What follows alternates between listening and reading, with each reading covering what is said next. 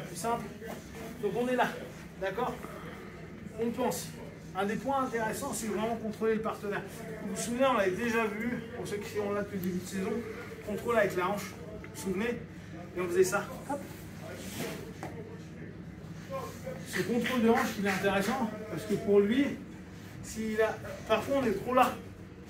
Là, si je suis hanche-hanche, c'est dur pour lui. Parce que là, il ne peut pas m'embarquer, je ne suis pas sur lui. Je contrôle sa hanche. D'accord?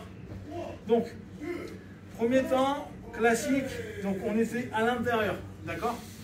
Je nourris, je vais aller chercher à l'extérieur. Première chose, hyper classique, même s'il rentre sa tête, ça va lui faire juste mal. C'est 1, revenir, 2, hop, et aller monter. Et là, je pars sur un vieux truc de judo, le truc du tout tradit, mais qui est un peu chiant pour le partenaire, d'accord? Donc, je suis arrivé, j'étais ici, je contrôle mon partenaire, je me contrôle moi. Si je peux être bien là, je veux qu'il sente qu'il est mal à l'aise. Jiu-jitsu, là on est sur des grippes. Luta, on peut maintenir. MMA, on peut maintenir. Il frappe. D'accord? Donc, on est là, je vais nourrir. Je vais garder mon contrôle, je vais avancer et je vais passer ma jambe. Ok? Je vais remonter. Et ça dérange un peu. C'est mon pouce qui rentre. D'accord? Pouce.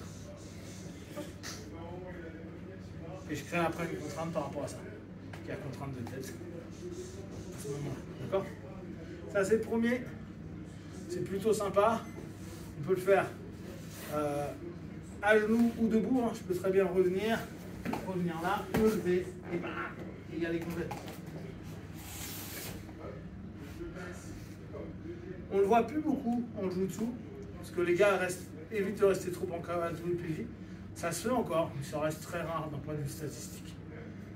Autre chose qu'on voit peu, qui a beaucoup vécu, mais qu'on ne fait quasiment plus, c'est l'horloge. Donc, on est là.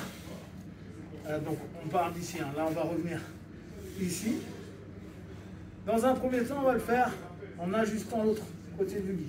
Je vais aller chercher l'autre pan du kimono. D'accord? Je reviens. Boum. Le fait que je tire dessus, sur le côté de l'autre pan, déjà, il n'est pas à l'aise là. Et là, je reste ma hanche et je passe ma hanche. Je ne vais pas droit, c'est ma hanche qui passe sur le côté. Mon objectif serait carrément de mettre ma hanche sur sa tête ou sur son épaule. En général, souvent les gars ont tapé. Quand ils ne tapent pas, c'est que souvent on a la mâchoire qui ça tord la tête. Donc, traditionnellement, on continue. Ça fait mal, ça prend peut-être. Ça marche pas, bah tant pis. Hein. Mais, en général, les vrilles, ça fait mal. C'est pas légal, il paraît. Mais l'arbitre ne dit jamais rien. Ok, on est là. Hop, je passe. Ça va? J'ai été tuer mon partenaire. Ça va. Oui. Ah, c'est un sale tête sanguin. Alors, on s'endormait beaucoup avec ça. Pendant un moment. Parce que c'est un sanguin qui arrive d'un coup et on se dit oh, c'est bon. Ah bon. Ça, c'est une manière de faire. La deuxième, on est là et je vais aller prendre le bras. Là, je vais être obligé de beaucoup plus bouger plus haut.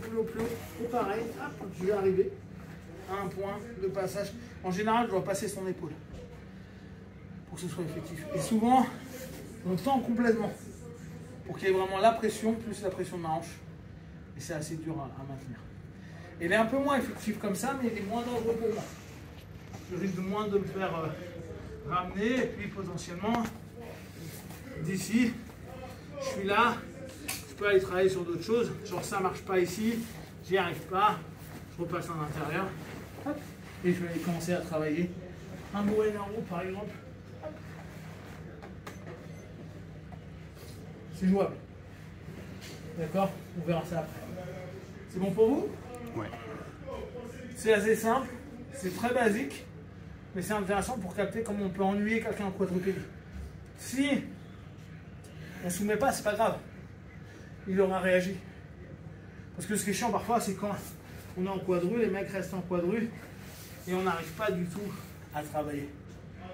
C'est un peu frustrant. En MMA, c'est pas grave, tu peux le taper. Encore qu'il y a même devant, c'est frustrant en MMA. Mais en jiu-jitsu, tu peux pas taper le gars ou en luta, c'est chiant. D'accord? Allez, Jimmy.